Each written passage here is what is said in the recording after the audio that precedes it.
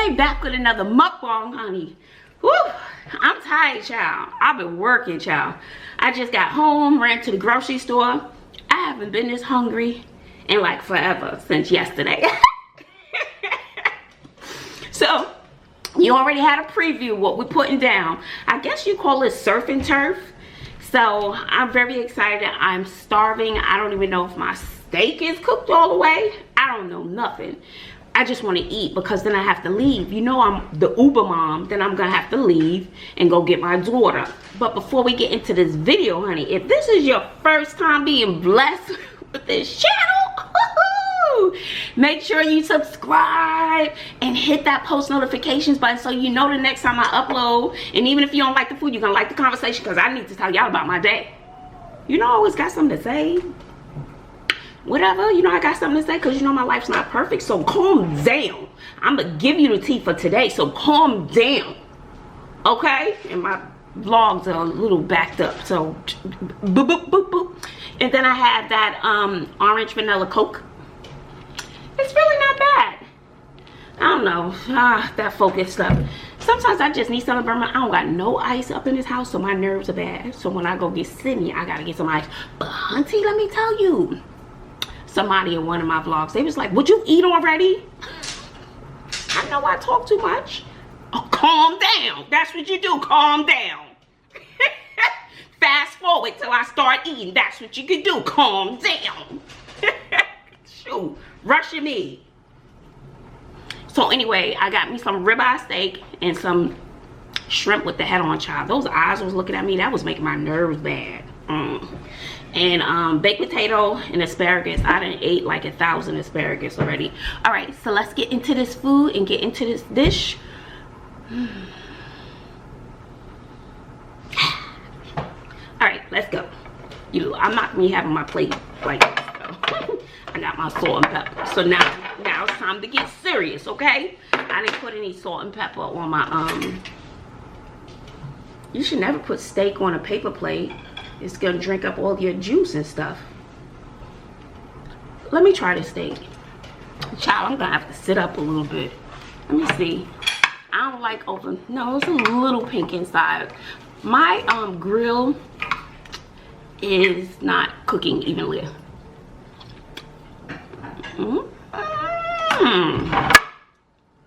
Y'all know I make everything good. That was good. And ribeye steak, very good. Okay, I'm sweating. My autofocus does not feel like working. I was trying. My meat done got cold trying to wait for that thing to autofocus, y'all.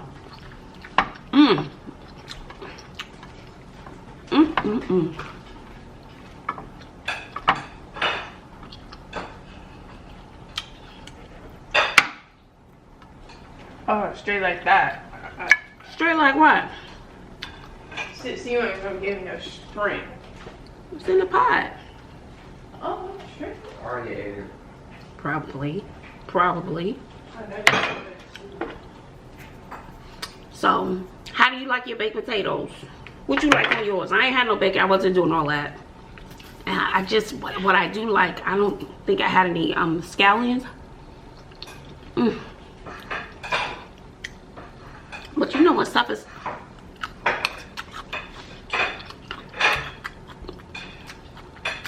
And I like when my vegetables have a little crunch. It never fails when I'm in here doing a video. It's like the kids.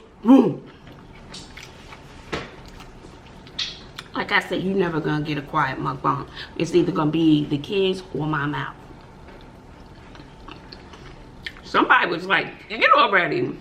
I'm like, calm down. Fast forward already. Sure. Recommend. What she was saying was that I talk too much. I probably do. I'm going to try these shrimp. Baked potato good. So, with my asparagus, I cut the ends off. Want to put on the pantry? I use a rectangle glass dish. Put the asparagus in, cover it with water, right? And then I put it in a microwave for 5 minutes. Not more than 5 minutes. It'll be cooked and it'll have that crunch. So let's see if the autofocus will work with this bite. This is a good bite. Let's try it again. No, sorry, my autofocus is not working.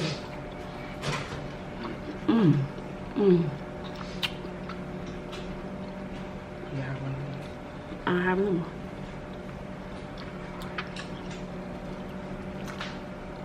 You don't like Coke anyway. Yes, I do.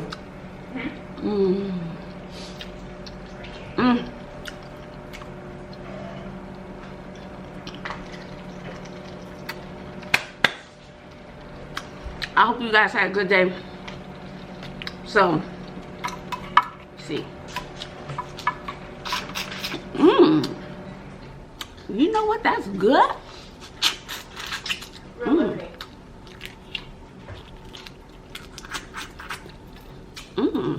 That was good. And with the shrimp, I just sauteed them in a little bit of olive oil and butter and Old Bay seasoning, onion powder, garlic powder. That was good.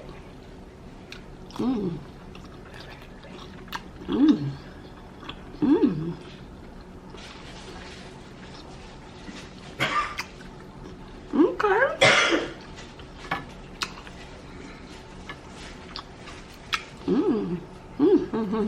So,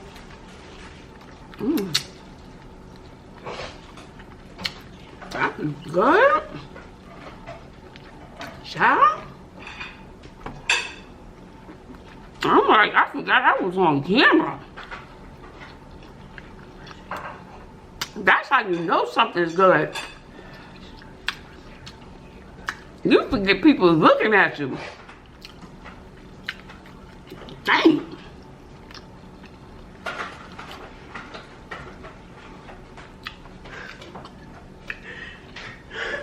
Gonna hit the whoa.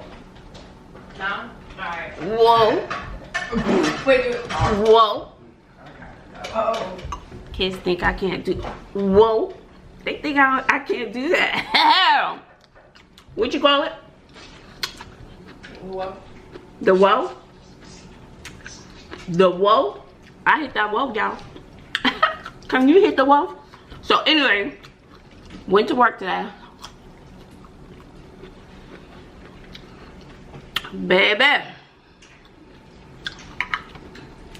I will say with the school, they are trying different strategies to try to get things under control. And you have to continue trying different strategies until things work. You know, so if something doesn't work, you keep trying, right? There's nothing else you can do about it. So, same situation, still observing teachers.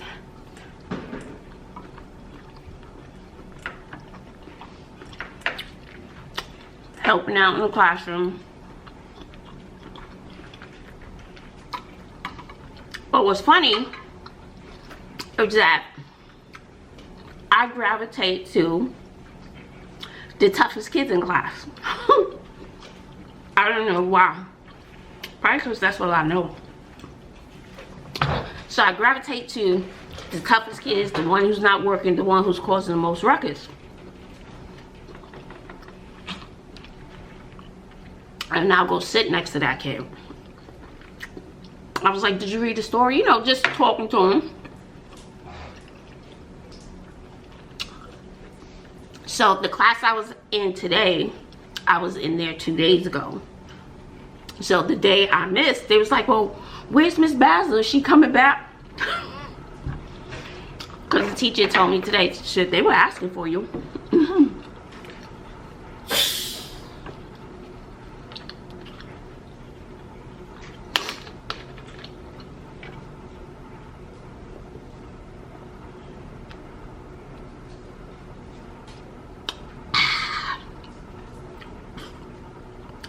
Something about that first sip. Right? Hold on. Hold on. Calm down, okay? I was hungry. I had to get my thoughts together. So the teacher said, you know, when the kids left, she was like, that is the most work. It's March. She was like, that's the most work he's ever done in my class.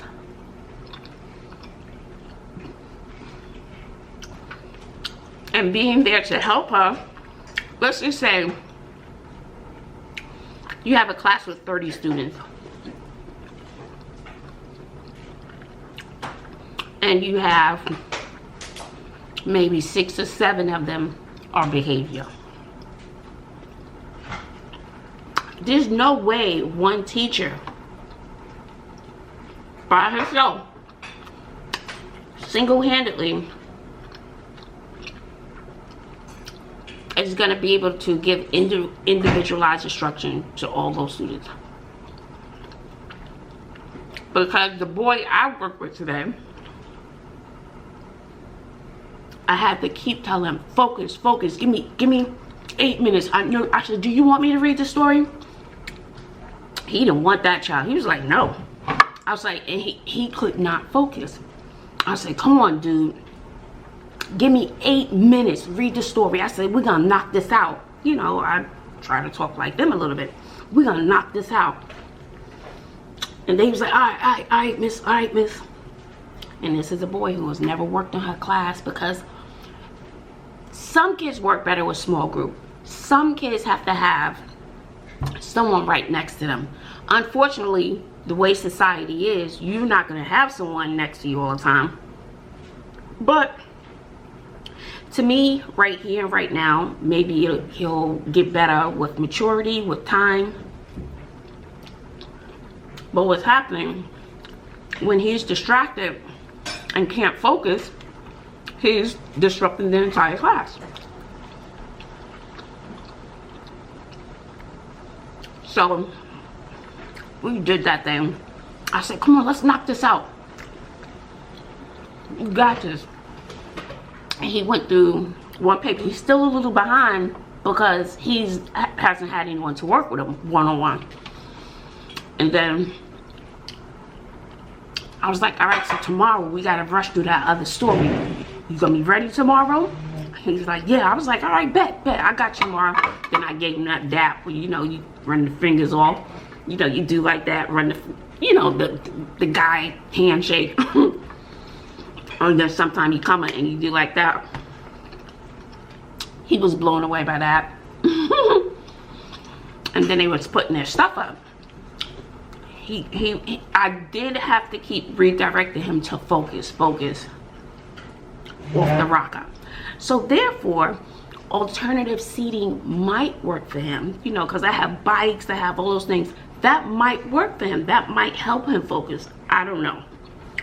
All kids are different. So in my typical classroom, I have different types of seats that the kids can try. So I allow them to switch seats so they have an opportunity to find a place that best suits them, right?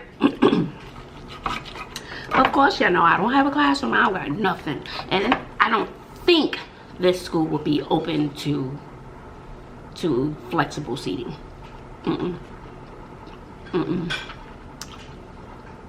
Anyway, so then when he was putting his stuff up, another boy walked over to me who did no work today. He was like, can you help me tomorrow, miss? I was like, I got you. Right? And then later on in the day, there were 2 girls. Talking. Another 2 girls who have never done work in a class.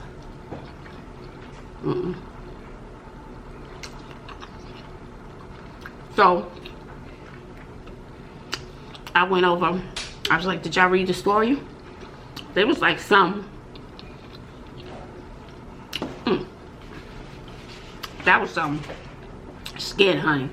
Excuse me. So she was like, this girl's hair her hair is probably to the back of her knees. That's how long her hair is, and it's healthy and thick. I couldn't help myself. I said, you wash that stuff every day? She was like, no, every other day. And I was like, did someone help you with that? She was like, no. I was like, girl, you probably got all types of good arm muscles holding your hands up and trying to blow dry that stuff. It was gorgeous. And she said she never ever wears it out at school. So I've never seen hair that long in my life. So I have to keep encouraging those girls. I said, let's read it together. We can each take a paragraph.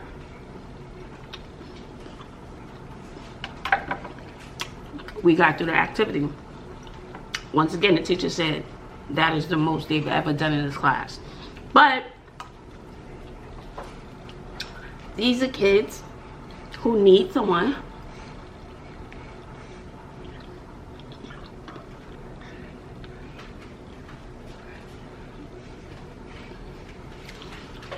to be right there with them. So therefore, sometimes I think a co-teacher would be, it would be helpful to have co-teachers, but they're not going to pay for that.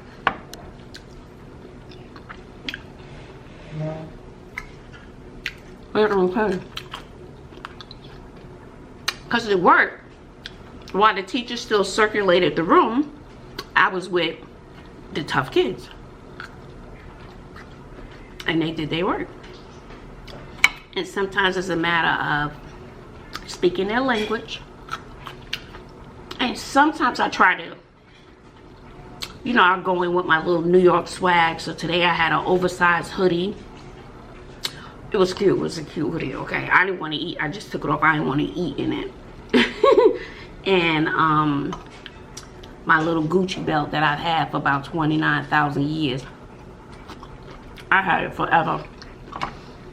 And my little boots that really need to retire. But so when I walked in one of the classes, they was like, oh, I really like her style. So I try to dress a little hip, but it's still my style, and the kids like it. So therefore, you know, I don't know what it is. Sometimes how you dress as a teacher can also, depending on where you work, not for everybody, but depending on where you work, and when you're working with tough kids, sometimes you got to kind of look like them a little bit, you know, because then they kind of respect you a little more. Because I had another teacher, he was brilliant, and business shirt, slacks, some orthopedic looking shoes, because you standing up as a teacher, you want comfy shoes, and they were expensive shoes. The kids didn't respect him. It was just, he had a certain look, and the kids just didn't respect him. I don't know. So I try to dress a little hip, and some days I'm going in with my blazers. I might go in with a blazer, my slacks, but then I got on my Converse and a fun belt or a t-shirt with words on it or something, where the kids like, I kind of like that. It does help. And for some kids it doesn't matter, but I find what works for me. And this is why I build relationships with the kids, because I do certain things that I know is gonna work. So anyway, so then I don't know if you guys remember the story when I said I did the graffiti for the girl. And although I did the graffiti, okay, for those of you who don't know, the day prior to this video, there was another tough student, and I gave her, whispered in her ear, spoke her language, okay? And she had her head down. I was like, I know you hear me, Mom. And she got up, trying to look all groggy. No, why aren't you doing your work? Is this what you do in her class all the time? I was like, let's just knock it out. I said, did you read the story? She was like, no, but I can read it real fast. That girl was actually brilliant. She just wasn't, she's just not challenged. So therefore, if a child is very bright and they're not challenged, they're gonna become behavior. She finished that story, so that's the back story. So I was like, and if you finish it, you know, I'll hook you up, I'll do graffiti on your folder. So the teacher didn't have a class the next period. I don't have a home, so I just float. So the teacher just left me in her room. So I was like, oh, I'll just knock out the little graffiti now. So I did the girl's thing. It was cute. So then I went to the class today just to see if she got her folder. And then as soon as I walked up to the class, because all the classroom doors must remain locked, all the students were holding up their folders. Every student in the class went, do mine, do mine, do mine. It was so funny. And the girl whose name I did, she was like, nah, miss, they trying to play you. You don't do this, miss. They were talking about you. I was like, clutch my pearl. She's like, no, I'm just joking. She's like, thank you, miss. And then I just left because I totally disrupted the whole ladies' class. So now I went back. And so the rest of the day was fine. So I was leaving school. Child, y'all know I gotta eat. And now they have new procedures. You miss your school bus, oh well. Because they're trying to eliminate the loitering around and in the school during dismissal. And one little boy was coming out. I was like, because they keep the grade levels separate. 6th graders on the bottom floor, 7th, 8th grades on the top floor. So I asked the lady who I was walking down the hallway, I was like, is he 8th grade or is he a little person? You know, he was so tiny, so cute. And she said, no, that's 6th grade. What will happen, the 6th graders are coming upstairs for tutorials. Not all of them, just some kids. And then the teachers have to walk all the kids out of the building. Honey, kids were running to the bus. I would say maybe 20 kids missed their bus. Those buses were moving out, honey. Be on time. So now we're gonna inconvenience your parents. So I'm leaving, you know, clocked out, whatever. So I'm walking out of the building to go to my car, minding my business, and I see that little boy. And he was crying. I said, you missed the school bus? He said, yes, ma'am, and my phone is dead. I said, so you can't call your parents? He was like, no. He was I just wanted to, y'all know I can't take it with the kids. I wanted to just hug him and say, it's okay. You know, I can't take kids home. I said, it's okay. I said, you want to use my phone to call? So I was standing there for about a good 10 minutes. He was dialing different numbers. And he said, typically, he said, my mom won't pick up for a number that she doesn't know. I was like, phew, your mom and I will bond because neither do I. If I don't recognize your number, I ain't pick it up. So, and I was like, okay, that's okay. So you want to try texting now? Well, let's text her. And then I closed all my things on my phone. And I let him text his mom. Then he texted his dad. Then he was talking to his dad. Then his dad called back. I was like, sure, I hope he ain't pick up none of my calls I'll be trying to miss. What? So then I heard him talking, and his dad, you know, got on the phone with me. And he said, are you a teacher there? He wanted to know who I was. And I was like, yes. He said, just thank you so much. I don't want my son to walk home because it's about an 8-mile walk. And this boy was really small. And he said, I don't want him to walk, but I'm in Willis, Texas, and it'll take me almost an hour to get to the school. And he said his mom literally lives 5 minutes away. And he said, so we can't get in touch with her. He said, I'll just be on my way. And then I was like, he said, but don't let him walk. And they don't want any of the kids in the school. Front desk people, gone. But there were other students out there waiting for their rides. So I told the little boy, I said, don't you walk home, okay? I just said, just sit out here and wait. And then he had tried to text his mother, but he never pressed send. So I pressed send on that. I said, just sit out here and wait. I said, there are other kids out here. Just sit over there and do not walk home. Somebody's going to come and get you, okay? He was like, yes, ma'am. He said, thank you so much. Thank you so much, ma'am. So I'm sitting in my car. It always takes me a while to pull off because I got set up my audiobook. So I get a text. And she said, someone is going to be there. Thank you so much, you know, for letting my son call. Someone is going to be there. Chris is going to be there. Like, I know who Chris is. I was like, the father? I said, the dad from Willis? Because I was like, that's a 40, 40, 60-minute wait. And she said, no, somebody will be there in 5 minutes. And then she kept sending me another text. She said, thank you so much, you know, for helping. I said, and he was very, very, very respectful. You should be proud of your son. She said, wow, thank you. That's great to hear. So then, you know, I said, no problem. I said, he's a really good kid, no problem.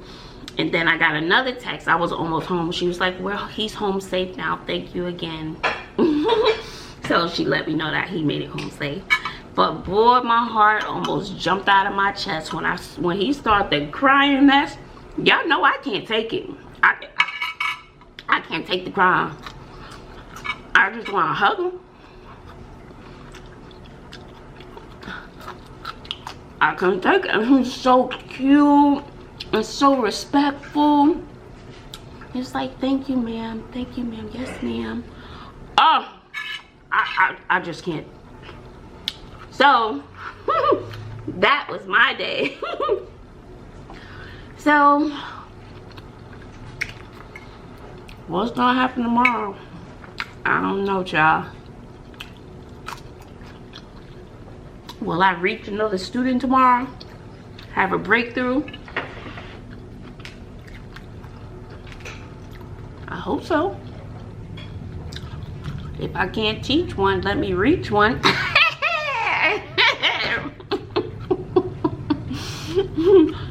So, I only sat in one class today and helped that lady in her class today. And I don't want her to get sick of me. But I know she said she really appreciated the help. Because the students that I gravitated to, she said they typically don't work. But they work for me. And they'll probably be looking for me tomorrow to work with them again. That's my assumption. Because the little boy, and he felt good about finishing his work, but child, he couldn't focus at all. I had to keep telling him, come on folks, stay focused.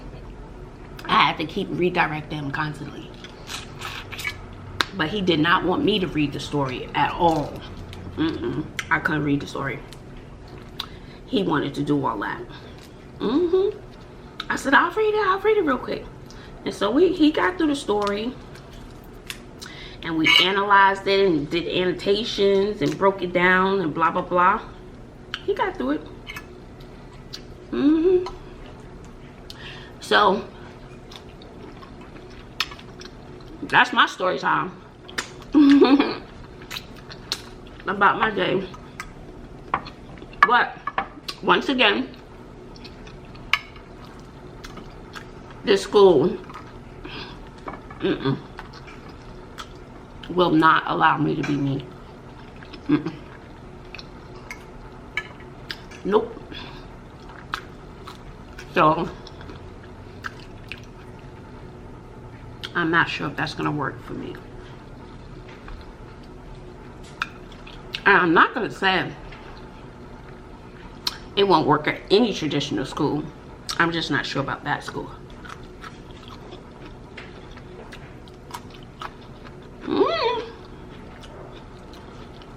Because if this is your first time tuning in and you still listening,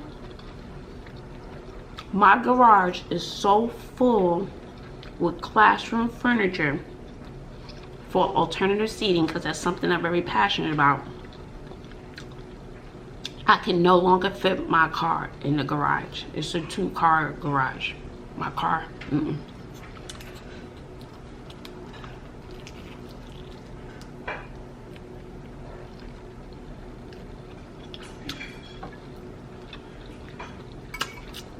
my car can't get in the garage. So, I need to find a home for all of my stuff.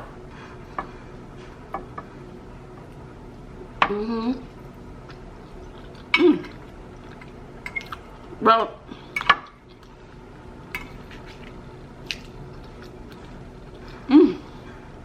it's good, y'all. And my steak, what I'm gonna do with this steak, I'm gonna eat some more of the steak just a couple more bites, but then I'm gonna chop the steak up and make me an omelet that I can eat in the morning, because I leave in every day and I don't eat. I'll be ready for lunch, and I just had some leftover pizza. All right, guys, thank you for hanging out with me. I'm gonna nibble on this a little more. I'm gonna finish my little shrimp and some more potato. But my steak gonna be my breakfast, honey. I'm gonna do my omelet tonight. So I just pop it in the microwave. Because I don't have time in the morning. So I hope you enjoyed my story time and my little meal. I know I talk too much, so calm down. Calm down, okay? It is what it is. My battery is about to die. Thank you. Make sure you hit the like button, comment, share, and the post notifications button. All right, guys. Love you. Until next time. Later.